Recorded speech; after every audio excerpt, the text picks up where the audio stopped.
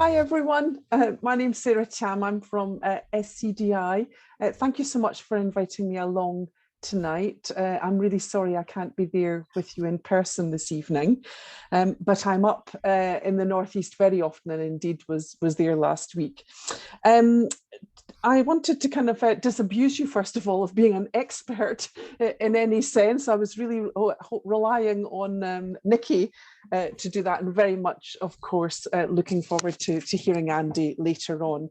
But I suppose this evening, really, all I wanted to do was to talk to you a little bit about who we are, why might we be interested in this conversation, and indeed what are our credentials for being involved in the conversation. Just talk very briefly about what we see as the problem or challenge, and some of the thinking that we are beginning to do. But I'm as much in listening mode tonight as I am in speaking mode, because we're at the very beginning of the work that we're planning to do in this space. I'm delighted to hear you've got an event later in the year as a force for good. There's a lot of talk at the moment about purposeful business and purpose-led business, and those are businesses that are solving the problems of people and planet profitably. I think if the last couple of years have taught us anything at all, it's the value of coming together across public, private, and the voluntary sector, the third sector, and academia to tackle the challenges that we have ahead of us. And SCDI has been doing that for 90 years. Our roots and origins are in the 1930s and the Great Depression. So really, we're a convener of the national conversation, if you like. And it's our job to be the critical friend. Now, I'm just trying to think how I move forward my presentation. There you go. It's our job to be the critical friend of government, both here in Scotland and in Westminster, but also to hold a mirror up to industry about when it needs to raise its game. Our members are our experts. There's about 800 of them, and as you can see, we're a really broad church. So they range from, global corporates to SMEs, to local authorities, universities, further education colleges, trade bodies, professional bodies. And we're really unique, although we're often kind of grouped in with the business representative organisations like CBI and Federation for Small Businesses. We differ really in that we're a much, much broader church. So we're unique in having the trade unions, COSLA, the Convention for Scottish Local Authorities, and also the Scottish Council for Voluntary Organisations on our board. So that's why we're the convener of the conversation. So just a kind of quick, kind of insight into some of the thinking that we do, but really we're about solving national challenges. We want Scotland to play some kind of role in the global economy. We think that there are things that Scotland is really good at. There are strengths that we have to build on.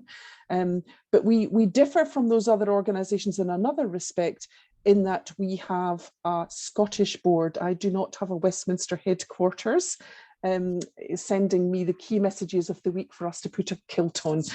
So actually our primary interest is in Scotland, and Scotland continuing to thrive in a global economy. So we take the longer term and bigger picture view rather than being a lobbying organisation for the needs of one particular sector. And one of the ways in which we do that is by taking a forward look at the economy for the 10 years to come. And we asked our members what they thought Scotland should be known for in the global economy of 2030. And they have come up with our blueprint and our plan, which has also informed the National Strategy for Economic Transformation, which came out after we did this. And of course, we feed into UK government, who have slightly different levers. The kind of four themes really coming out of that were, what are we for in Scotland, and what is it we think we're really good, and could we, given the kind of values that we have and the strengths that we have and our natural assets and our the assets of our people, the knowledge and the engineering heritage that we have, look at what we've done in the North Sea and the fantastic stuff we're doing around hydrogen and net zero and so on. How do we ensure that Scotland becomes that home of purposeful business? Now, purposeful business is just the latest way for talking about ESG, environmental, social governance. Actually, it's really doing what good businesses have always done. Think about the longer term, look after your folk, pay them right, invest in your community, engage with the government of the day.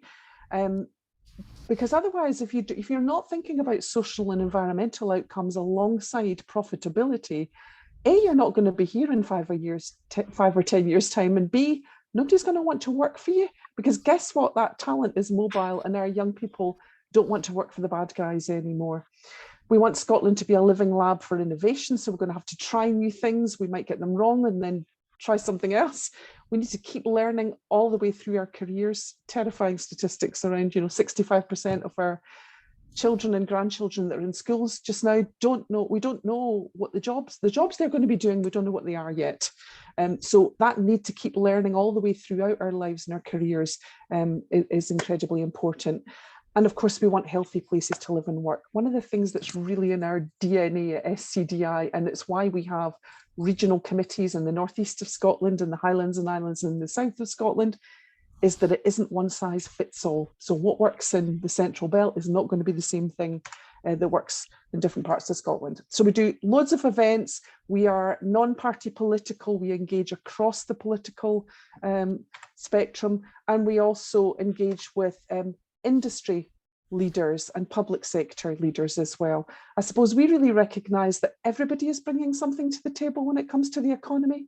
Yes, business is incredibly important, but so too are our local authorities, so too is our voluntary sector, and we all have a part to play in Scotland being a prosperous place and one in which everyone can participate. So, inspiring young talent, making sure we're inspiring the next generation of problem solvers and scientists and engineers is really important to us. So we do lots of schools outreach, and we're really, really exercised by the big productivity challenge. So that's really about getting organisations together to learn from one another in a peer-to-peer basis. So these are just the various bits and pieces we've done in relation to climate. We've done a manifesto and had a leadership group. And we've also looked at the opportunities that there are for green tech.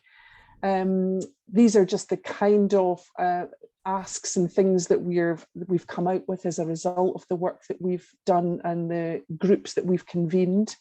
And you can see the kind of partners that we convene. So, uniquely really as an organisation, yes, we'll have BP and Shell at the table, but also they're sharing the same table as equal partners with Nature Scotland, with, Energy Savings Trust, with a local authority, with Scottish Water and so on. So we're a broad church.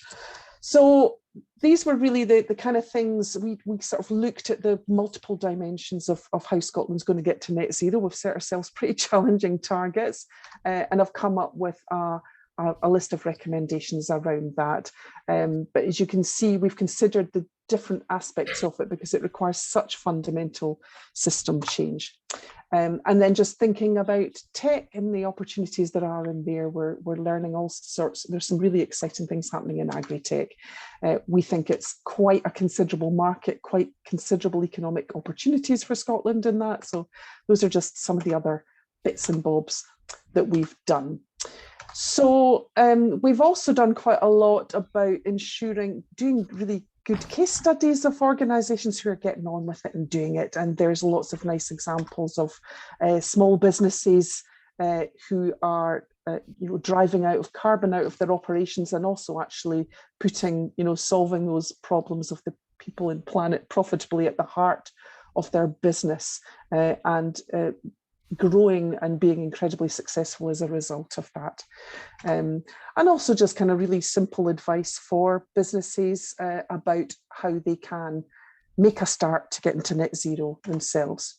So our interest in the sort of carbon capture and offsetting, I suppose, really came from, we convened a rural commission about 4 years ago, came out with a number of recommendations. But the thing that's always at the top of their list, every time we engage with our panel in the Highlands and Islands and other parts of rural Scotland, is the lack of housing, the lack of land. It's acting as a real break in terms of the rural economy, actually having the workers to work in our rural businesses, whatever the businesses are.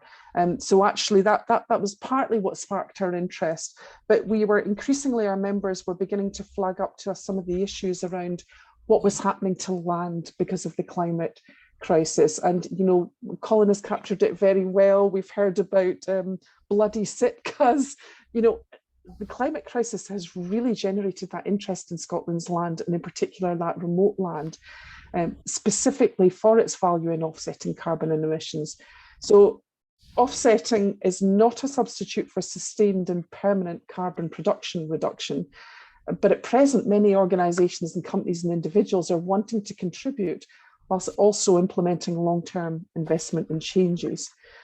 So, I mean, it's just led to a situation that we already had in Scotland of rising land values has just got 10 times worse. And, you know, we convened a group back in January to have a conversation about this. It was, we had Nature Scotland, Forestry Land Scotland and the Land Commission around the table, along with the John Muir Trust, Scottish Land and Estates, and also various other actors in this space. But really, you know, organisations like Forestry Land Scotland describing a situation in which they're finding it incredibly challenging because of this increase in sales, both often off market. They don't even have visibility of some of these pieces of land that are coming forward. And of course, there's been a number of high-profile acquisitions for tree planting, which is suboptimal, as has been described earlier.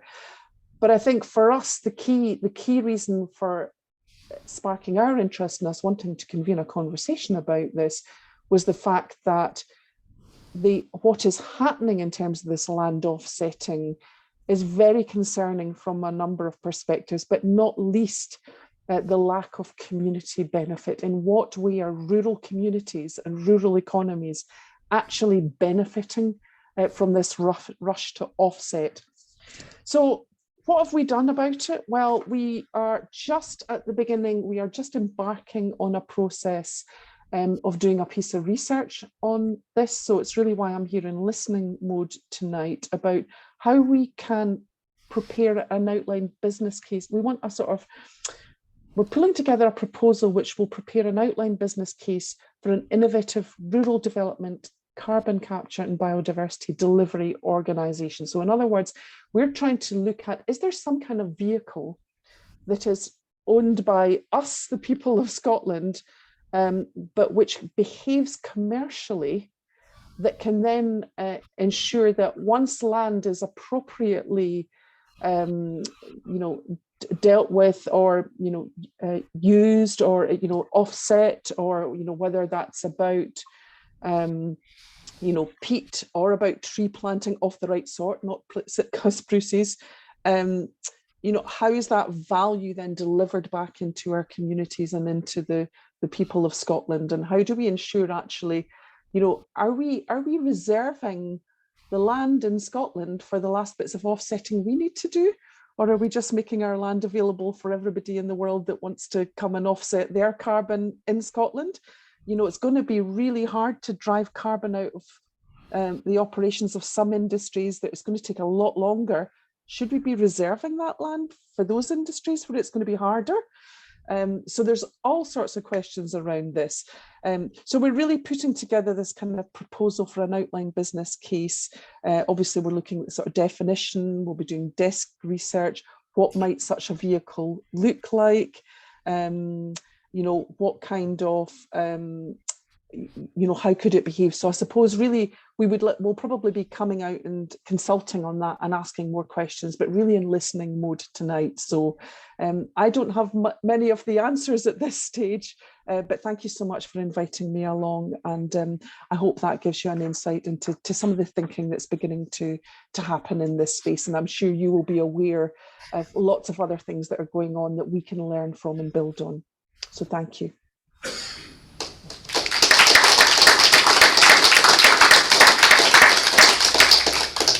Christine, if you can stop recording.